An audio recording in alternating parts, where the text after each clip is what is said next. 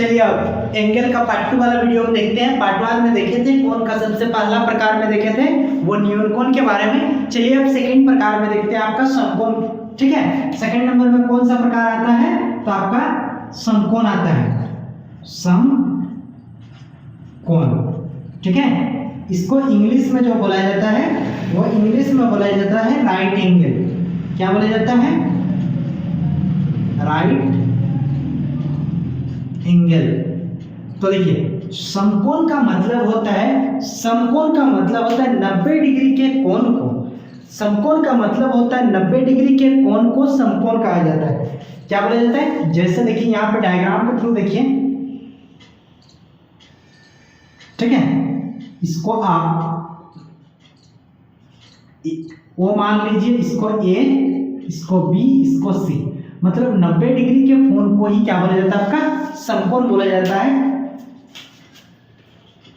90 degree के माप को समकोण कहा जाता है। मतलब 90 डिग्री के माप को ही क्या बोलेंगे? आपका समकोण बोला जाता है। ठीक है, चलिए अब इसके बाद थर्ड नंबर में आता है, यानी पहला नंबर में हम क्या देखें? समोरी के तरह मतलब समोरी के तरीके से एक बार हम आपको बता देते हैं। पहले नंबर में देखे थे न्यून कोण। न्यून कोण का मतलब होता है 0 डिग्री से बड़ा और 90 डिग्री से छोटा कोण को क्या बोला जाता है? न्यून कोण। ठीक है, और समकोण में क्या, समकोण किसको बोलेंगे? 90 डिग्री के एंगल को क्या बोलेंगे? समकोण बोलेंगे। चलिए अब तीसरा नंबर वाला प्रकार में देखते हैं। तीसरा नंबर में आता है आपका अधिक कोण। क्या आता है? अधिक कोण। ठीक है, इसको इंग्लिश में अधिक कोण को बोला जाता है ऑब्ट्यूज एंगल। क्या बोला जाता है? Obtuse angle. ठीक है, अब चलिए इसका डिफिनेशन क्या है कि अभी तक जो हम लोग पढ़े 0 डिग्री से बड़ा और 90 डिग्री से छोटा कोण को न्यून कोण, 90 डिग्री के कोण को समकोण। तो ऑब्ट्यूज एंगल बोलता है कि 90 डिग्री से अधिक और 180 डिग्री से छोटा कोण को आपका क्या बोला जाता है? अधिक कोण। अधिक कोण का मतलब होता है 90 डिग्री से ज्यादा रहेगा और आपका 180 डिग्री से छोटा रहेगा। इस प्रकार के कोण को आपका क्या बोला जाता है? अधिक कोण बोला जाता है। ठीक है, तो चलिए यहाँ पे डिफिनेशन देखिए, वैसे कोण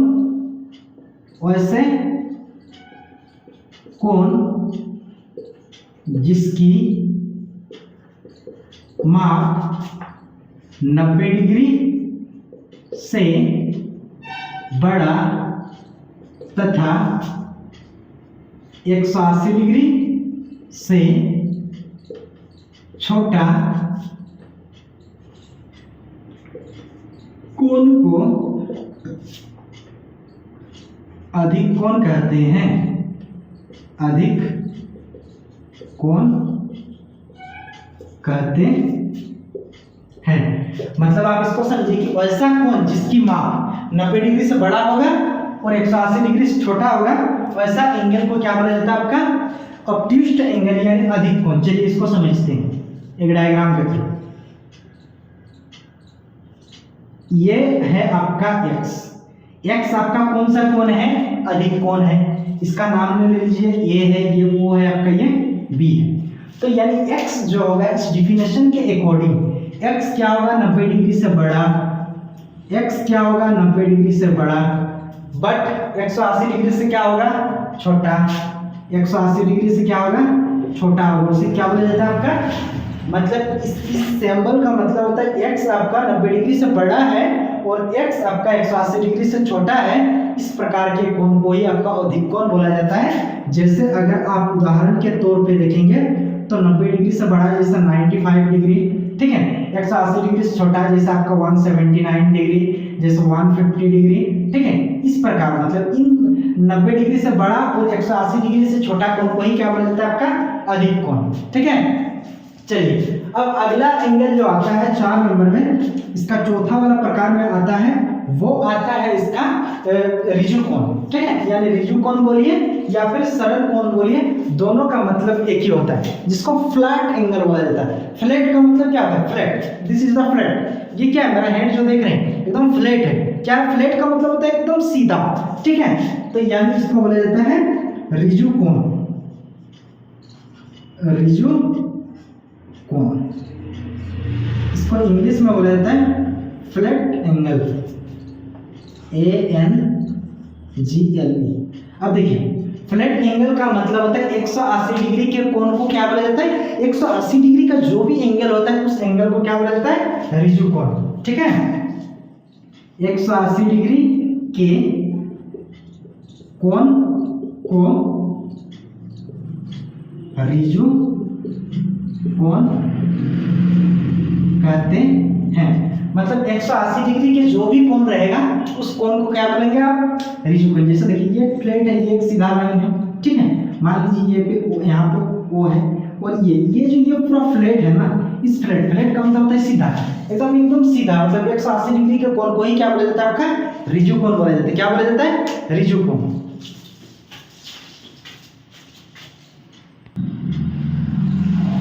चलिए यानी टोटल 4 को बताएं। कौन कौन सा कोण बताएं, नियन कोण बताएं, समकोण बताएं, अधिक कोण बताएं, रिजु कोण बताएं।